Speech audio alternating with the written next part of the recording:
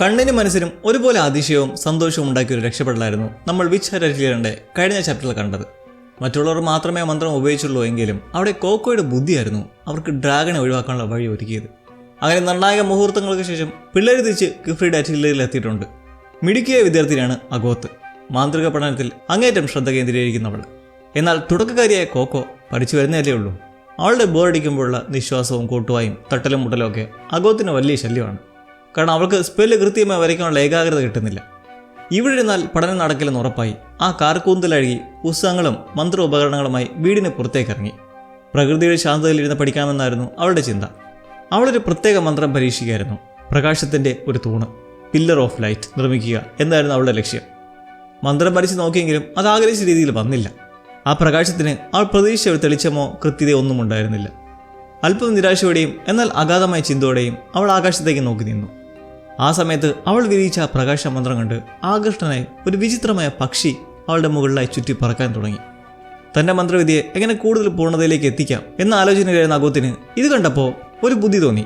എന്തുകൊണ്ട് ഇതിനെ ഒരു പക്ഷിയുടെ രൂപത്തിൽ എത്തിച്ചുകൂടാ? അതേസമയം കോക്കോയും തൻ്റെ പഠനത്തെക്കുറിച്ച് ആകുലതയിലായിരുന്നു. മുമ്പ് മാജിക് ടൗണായ കാലിൻ നഗരത്തിലേക്ക് പോയത് പ്രധാനമായും മാന്ത്രിക ദണ്ട് പേന മേടിക്കാനായിരുന്നില്ലേ? അത് സാധിച്ചില്ല. അതിനിടയിലെ ഓരോ പ്രശ്നങ്ങൾ സംഭവിച്ചത്. പഴയ പേനയും ഉപകരണങ്ങളും ഉപയോഗിച്ച് കൃത്യമായ മന്ത്രങ്ങൾ വരയ്ക്കാൻ അവൾ ബുദ്ധിമുട്ടുന്നുണ്ടായിരുന്നു. ഒരു മന്ത്രവാദിനെ സംബന്ധിച്ചിടത്തോളം അവളുടെ വരകളിലെ കൃത്യതയാണ് മന്ത്രത്തിൻ്റെ ശക്തി നിശ്ചയിക്കുന്നത്. അതിന് വഴങ്ങാൻ കഴിയാത്ത ഉപകരണങ്ങളിലെ ഈ പോരായ്മ അവളെ വല്ലാതെ തളർത്തി. കോക്കോയുടെ വിഷമം അവളുടെ ഗുരുവായ കിഫ്രി തിരിച്ചറിഞ്ഞു. അവളിലെ നിരാശ മാറ്റാനും പുതിയൊരു പാഠം പഠിപ്പിക്കാനുമായി അദ്ദേഹം അവളെ അടുക്കളയിലേക്ക് ക്ഷണിച്ചു. അവിടെ അദ്ദേഹം സൂക്ഷിച്ചു വെച്ചിരുന്ന വളരെ രുചികരമായ ഒരു സ്റ്റ്യൂ അവൾക്ക് നൽകി. കോക്കോയ്ക്ക് അടിപൊളി രുചി തോന്നി ത്രസിച്ചു നിൽക്കേ. എന്നാൽ ഒരു കാര്യം കേട്ട് ഞെട്ടി. ആ സ്റ്റ്യൂവിന് വർഷങ്ങളോളം പഴക്കമുണ്ട്. സംഭവം ആ സ്റ്റ്യൂ സൂക്ഷിച്ചിരുന്നത് ഒരു പ്രത്യേകതരം മാന്ത്രിക പാത്രത്തിനുള്ളിലായിരുന്നു. ഈ പാത്രത്തിൻ്റെ അടപ്പിലായി വരച്ചിട്ടുള്ള സ്പെല്ലിന് ഒരു പ്രത്യേക കഴിവുണ്ട്. ഭക്ഷണം പാകം ചെയ്ത ആ ഒരു ടൈം നിമിഷത്തെ ഇത് നിരന്തരം ആവർത്തിച്ചുകൊണ്ടിരിക്കും. Repeat the moment. അതുകൊണ്ട് തന്നെ ആ പാത്രത്തിനുള്ളിലെ ഭക്ഷണം ഒരിക്കലും കേടാകില്ല, എപ്പോഴും ഫ്രഷായി തന്നെ ഇരിക്കും. മാന്ത്രികലോകത്തെ അത്ഭുതങ്ങളിൽ ഒന്നായിരുന്നു ഇത്. അങ്ങനെ ഇതേക്കുറിച്ച് പറഞ്ഞു കഴിഞ്ഞിട്ട് കിഫ്രി കോക്കോയ്ക്ക് മറ്റൊരു ജോലി നൽകി. അതേക്കുറിച്ച് ചേമ്പുകൾ അവളുടെ മുന്നിലേക്ക് വെച്ചു.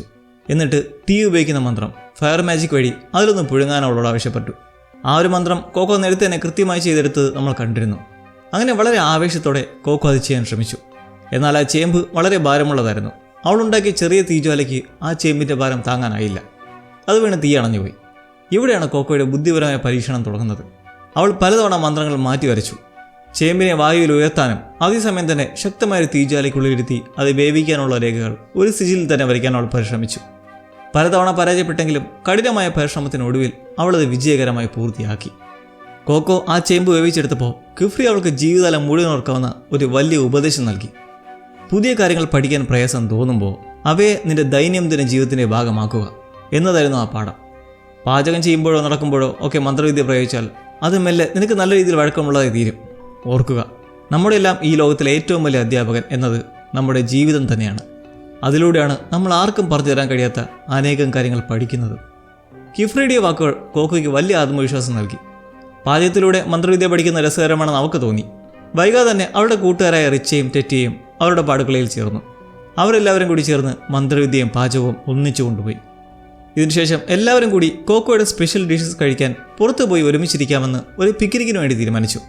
ഇതിനിടെ അവിടെ കയറി വന്ന അഗോത്തിനോട് ചോദിച്ചെങ്കിലും അവൾക്ക് പഠനത്തിൽ ലയിച്ചിരിക്കുന്നത് കാരണം റൂമിലിരുന്ന് കഴിക്കുന്നുള്ളെന്ന് പറഞ്ഞു. ഒപ്പം പുറത്ത് മഴയാണെന്ന് കൂടി അറിയിച്ചു. ഇതോടെ പിള്ളേർക്ക് വിഷമമായി. എന്നാൽ ഒരു മന്ത്രവാദിയെ സംബന്ധിച്ച് മഴയൊരു പ്രശ്നമേ അല്ല. കിഫ്രി ഒരു മാന്ത്രിക കവചം തീർത്തു. ആ കവചത്തിന് താഴെ നിൽക്കുന്ന ആരും നനയില്ല. അങ്ങനെ മഴ ആസ്വദിച്ചുകൊണ്ട് തന്നെ അവർ നനയാതെ ആ യാത്ര തുടർന്നു. ഒരുമിച്ച് കൂടിയിരുന്ന് കഴിച്ചും ചിരിച്ചും സന്തോഷകരമായ കുറേ നിമിഷങ്ങൾ. മഴവിൽ വരെ മാനത്തങ്ങനെ തെളിഞ്ഞു നിൽക്കുന്ന ആ മനോഹര കാഴ്ച കണ്ട് അഗോത്തിന് ഇത് കാണിക്കണമെന്ന് കോക്കോ ആവേശത്തിൽ അവളെ വിളിക്കാൻ അറ്റീറിലേക്ക് ഓടിച്ചെന്നു. എന്നാൽ വാതിൽക്ക വെച്ച് അവൾ അപ്രതീക്ഷിതമായി ഒരാളെ തട്ടി നിന്നു. അതൊരു അപരിചിതനായിരുന്നു. ഗൗരവമേറിയ മുഖഭാവം, ഇടതൂർന്ന താടി, കണ്ടാൽ തന്നെ ഭയം തോന്നിപ്പിക്കുന്ന ഒരു വ്യക്തിത്വം. അയാളുടെ ആ നോട്ടം തന്നെ കോക്കോയെന്ന് ഭയപ്പെടുത്തി. നിമിഷങ്ങൾക്കകം കിഫ്രി അവിടേക്കെത്തി. ആ മനുഷ്യനെ കണ്ടപ്പോൾ കിഫ്രിയുടെ മുഖത്തും ചെറിയൊരു ആശങ്ക നിഴലിച്ചു. കിഫ്രി ആകെ തന്നെ പരിചയപ്പെടുത്തി. അയാളുടെ പേര് ഓൾഡ്രുജിയോ എന്നാണ്. കോക്കോ കിഫ്രിയുടെ പുതിയ ശിഷ്യയാണെന്ന് അറിഞ്ഞതോടെ ഓൾഡ്രുജിയുടെ മുഖം കൂടുതൽ കടുത്തു. അയാൾ പെട്ടെന്ന് കോക്കോയുടെ കയ്യിൽ പിടിച്ചു വലിച്ച് അവിടെ നിന്ന് പുറത്താക്കാൻ ശ്രമിച്ചു. ബ്രിംഡ് ക്യാപ്സുമായി ബന്ധമുള്ള ആരും ഇവിടെ നിൽക്കാൻ പാടില്ലെന്നും അപകടകാരികളെ അവരുമായി ഒരു ബന്ധവും പാടില്ലെന്നും അയാൾ ആക്രോശിച്ചു. എന്നാൽ കിഫ്രി വിട്ടുകൊടുക്കാൻ തയ്യാറായിരുന്നില്ല. തറയിൽ വീണ് കിടന്നതും പെയ്യുന്നതുമായ മഴവെള്ളം ഉപയോഗിച്ച് അദ്ദേഹം ഒരു മന്ത്രം പ്രയോഗിച്ചു. ആ വെള്ളം ഒൾഡ്രുജിയുടെ കാലുകളെ തടഞ്ഞു നിർത്തി. അങ്ങനെ നമുക്കിതിനെക്കുറിച്ച് വീടിനുള്ളിൽ നിന്ന് സംസാരിക്കാമെന്ന് കിഫ്രി തറപ്പിച്ചു പറഞ്ഞു. ആരാണ് ഈ ഒൾഡ്രുജിയോ? എന്താണ് അയാളുടെ ജോലി? അത് കോക്കോയ്ക്ക് നമുക്കും ഒരേപോലെ അറിയേണ്ടതുണ്ട്. ഒൾഡ്രുജിയോ ആർട്ടിലറിയിലെ വാച്ച്ഫുള്ളയാണ്. ഇതുപോലുള്ള പല പല ആർട്ടിലറികൾ പല പല പ്രദേശങ്ങളിലായി ഒറ്റപ്പെട്ട് സ്ഥിതി ചെയ്യുന്നുണ്ട്. മന്ത്രവാദലോകത്തെ നിയമങ്ങൾക്കനുസരിച്ച് ഓരോ ആർട്ടിലറിയിലും കിഫ്രിയെപ്പോലുള്ള ഗുരുക്കന്മാരോ വിദ്യാർത്ഥികളോ നിയമം ലംഘിക്കുന്നുണ്ടോ എന്ന് നിരീക്ഷിക്കാൻ ഒരാളെ നിയോഗിച്ചിട്ടുണ്ടാവും. അതാണ് ഒൾഡ്രുജിയോ, ഒരു വാച്ചർ. അവിടുത്തെ ആരെങ്കിലും മന്ത്രവിദ്യയുടെ രഹസ്യങ്ങൾ പുറത്തു വിടുകയോ തെറ്റായ രീതിയിൽ മന്ത്രവിദ്യ ഉപയോഗിക്കുകയോ ചെയ്താൽ ഒൾഡ്രുജിയോ ഉടൻ തന്നെ നൈറ്റ്സ് മൊറാലിസിനെ അറിയിക്കും. നൈറ്റ്സ് മൊറാലിസ് ഇവർ മന്ത്രവിദ്യയുടെ കാവൽക്കാരാണ്. മാന്ത്രിക ലോകത്തെ രഹസ്യങ്ങൾ തെറ്റായ കൈകളിൽ എത്തുന്നില്ലെന്ന് ഉറപ്പുവരുത്തുകയാണ് അവരുടെ ദൗത്യം. ആരെങ്കിലും നിയമം ലംഘിച്ചാൽ ഇവർ കടുത്ത ശിക്ഷ നൽകും. അവരുടെ ഏറ്റവും പേടിപ്പെടുത്തുന്ന ശിക്ഷ എന്നത് കുറ്റവാളിയുടെ ഓർമ്മകൾ മായ്ച്ചു കളയുക എന്നതാണ്. കോക്കോ മന്ത്രവിദ്യയുടെ രഹസ്യം അവിചാരിതമായി അറിഞ്ഞവളാണ്. പോരാത്തിന് അവളൊരു ഔട്ട്സൈഡർ കൂടിയാണ്. നിയമം അനുസരിച്ച് ഒരു മന്ത്രവാദി ആകാനേ പാടില്ലാത്തവളും. ഒൾഡ്രുജിയോ അധികാരികളെ വിവരം അറിയിച്ചാൽ അവർ വന്ന് കോക്കോയുടെ മനസ്സിൽ നിന്ന് മാന്ത്രികതയോടുള്ള അവളുടെ സ്നേഹവും മാറവും എല്ലാം മായ്ച്ചു കളയും. അവൾ വീണ്ടും പഴയ പോലെ ഒരു സാധാരണ പെൺകുട്ടിയായി മാറും. ഇതെല്ലാം കിഫ്രിക്ക് അറിയാമായിരുന്നിട്ടും കോക്കോ ഇവിടെ വരെ എത്തിച്ചത് ഒരൊറ്റ കാരണം കൊണ്ടാണ്. കാലങ്ങളായി തേടി നടക്കുന്ന ബ്രിംഡ് ക്യാപ്സിനെ സംബന്ധിച്ച് എന്തെങ്കിലും ഒരു വഴിത്തിരിവ് ലഭിക്കും. കാരണം ആ ഫോർബിഡൻ മാജിക് ബുക്ക് അവരല്ലേ അവൾക്ക് നൽകിയത്. ഒപ്പം കോക്കോയുടെ അമ്മയും ഇപ്പോൾ ജീവിതത്തിനും മരണത്തിനും ഇടയിലുള്ള അവസ്ഥയിലല്ലേ. കോക്കോയുടെ ഓർമ്മ വായിച്ചു കളഞ്ഞാൽ അവളുടെ അമ്മയെ രക്ഷിക്കാൻ ഉൾപ്പെടെയുള്ള ഈ 2 വഴികളും അടയും. ഇപ്പോൾ വാച്ചർ ചൂടായി നിൽക്കുന്ന കണ്ട് തൻ്റെ ശിഷ്യയെ രക്ഷിക്കാൻ കിഫ്രി ഒരു വലിയ റിസ്ക് എടുത്തു. അദ്ദേഹം ഒൾഡ്രുജിയോട് പറഞ്ഞു, കോക്കോ ഈ രഹസ്യങ്ങൾ പഠിച്ചത് എൻ്റെ ഉത്തരവാദിത്തത്തിലാണ്. അവൾ മന്ത്രവാദ ലോകത്തെക്കുറിച്ച് അറിഞ്ഞത് ഞാൻ കാരണമാണ്. അതുകൊണ്ട് നിങ്ങൾ അധികാരികളെ വിളിക്കുകയും അവർ കോക്കോയുടെ ഓർമ്മകൾ മായ്ക്കാൻ വരികയും ചെയ്യുന്നുണ്ടെങ്കിൽ എൻ്റെ ഓർമ്മകളും അവർ മായ്ച്ചു കളയട്ടെ. ഒരു ഗുരു തൻ്റെ ശിഷ്യയ്ക്ക് വേണ്ടി സ്വന്തം അറിവും മനഃശക്തിയും ഓർമ്മകളും വരെ ബലി നൽകാൻ തയ്യാറാണെന്ന് കേട്ടപ്പോൾ ഒൾഡ്രുജിയോ സ്തംഭിച്ചുപോയി. അയാൾക്കൊന്നും മിണ്ടാൻ കഴിഞ്ഞില്ല. കുറച്ചു നേരത്തെ മൗനത്തിന് ശേഷം താൻ തൽക്കാലം ആരോടും ഒന്നും പറയുന്നില്ലെന്ന് സംബന്ധിച്ച് അയാൾ തന്നെ മുറിയിലേക്ക് പോയി. കിഫ്രിയുടെ ആത്മവിശ്വാസ സ്നേഹമാണ് കോക്കോയെ അവിടെ തുടരാൻ അനുവദിച്ചത്. കുറച്ചു സമയം കഴിഞ്ഞപ്പോൾ കോക്കോയുടെ പുതിയ പെറ്റ് ബ്രഷ് ബഡി അബദ്ധത്തിൽ ഈ ഒൾഡ്രുജിയുടെ മുറിയിലേക്ക് ഓടിക്കറി. പേടിയോടെ ആണെങ്കിലും അതിനെ തിരികെ കൊണ്ടുവരാൻ കോക്കോ അയാളുടെ മുറിയിലേക്ക് എത്തി. എന്നാൽ അവിടെ ഒരു അത്ഭുതം അവൾ കണ്ടു. പുറത്ത് മഴ നനഞ്ഞു വന്ന ബ്രഷ് ബഡി ഇപ്പോൾ ഒട്ടും നനവില്ലാതെ ഇരിക്കുന്നു. ഒൾഡ്രുജിയോ തൻ്റെ മന്ത്രശക്തി ഉപയോഗിച്ച് അതിനെ ചൂടാക്കി ഉണക്കിയിരിക്കുന്നു. അയാളുടെ 2 കൈയിലുമായുള്ള മോതിരം അത് രണ്ടും ചേർക്കുമ്പോൾ അതിൽ സെമി സർക്കിൾ കംപ്ലീറ്റ് ആകും. അപ്പോൾ ഒരു മന്ത്രശക്തി പുറപ്പെടുവിക്കുകയും ചെയ്യും. അത്രയും നേരം ദേഷ്യക്കാരനെ അഭിനയിച്ചെങ്കിലും അയാൾ ഉള്ളിൽ കരുണയുള്ളവനാണെന്ന് കോക്കോയ്ക്ക് മനസ്സിലായി. അവൾ നനഞ്ഞു നിൽക്കുന്ന കണ്ട് അവൾക്ക് അസുഖം വരാതിരിക്കാൻ അവളെയും കൂടി മന്ത്രവിദ്യയിലൂടെ ഉണക്കി. അവിടെ നിന്ന് ഇറങ്ങാൻ നേരം കോക്കോ മറ്റൊരു മനോഹര കാഴ്ച കണ്ടു. അവൾ ചവിട്ടുന്ന നിലത്തെല്ലാം പ്രകാശം വിരിയുന്നു. അതൊരു പ്രത്യേകതരം മന്ത്രമായിരുന്നു. അത്ഭുതത്തോടെ അവൾ അന്വേഷിച്ചപ്പോൾ ഈ മന്ത്രം കണ്ടുപിടിച്ചത് ഒൾഡ്രുജിയോ ആണെന്ന് അവൾ തിരിച്ചറിഞ്ഞു. താൻ മന്ത്രവിദ്യ ഇത്രയധികം സ്നേഹിക്കാൻ കാരണമായ കാര്യങ്ങളിലൊന്ന് ഈ തിളങ്ങുന്ന നിലമാണെന്ന് അവൾ അയാളോട് പറഞ്ഞു. കുട്ടിക്കാലത്ത് ഉത്സവത്തിന് പോയ ശേഷം അവൾ ആ വിലക്കപ്പെട്ട ബുക്ക് മേടിച്ചു വരുന്ന വഴിക്ക് ഇത്തരം പദങ്ങൾ കണ്ട് വളരെ സന്തോഷിച്ചിരുന്നു. കോക്കോ ഇപ്പോൾ ഇതൊക്കെ കണ്ട് ഇഷ്ടപ്പെട്ട് അവിടെ അങ്ങ് കിടത്തിയായി. ഒൾഡ്രുജിയോ ആകട്ടെ താൻ സാധാരണക്കാരെ സന്തോഷിപ്പിക്കാൻ നിർമ്മിച്ച ഒരു ചെറിയ മന്ത്രം ഈ കുട്ടിയുടെ ജീവിതത്തെ ഇത്രയധികം സ്വാധീനിച്ചു എന്നറിഞ്ഞപ്പോൾ അയാളുടെ മനസ്സലിഞ്ഞു. കിഫ്രി എന്തുകൊണ്ടാണ് നേരത്തെ അങ്ങനെ പറഞ്ഞതെന്നും അയാൾക്ക് ബോധ്യപ്പെട്ടു. കാരണം അവളുടെ മന്ത്രവിദ്യയോടുള്ള സ്നേഹം അത്രമാത്രമാണ്. അതുകൊണ്ടാണ് നൈറ്റ്സ് മൊറാലിസ് വഴി അത് നഷ്ടപ്പെടാതിരിക്കാൻ കിഫ്രി കട്ടിക്ക് നിൽക്കുന്നത്. സ്നേഹം കൂടിയാലും പ്രശ്നമല്ലേ. നമ്മുടെ പാവം കോക്കോ സ്നേഹം മൂത്ത് അയാളോടെ ടീച്ചറെ എനിക്ക് ടീച്ചറെ വലിയ ഇഷ്ടമാണ് എന്ന് പറഞ്ഞു തുടങ്ങിയതും അയാൾ ഓടിച്ചു വിട്ടു. ഏത് ടീച്ചർ പോയി കിടന്നുറങ്ങു കുഞ്ഞി എന്നും പറഞ്ഞ് 2നെയും പുറത്താക്കി. തോരാമഴയാണിപ്പോൾ.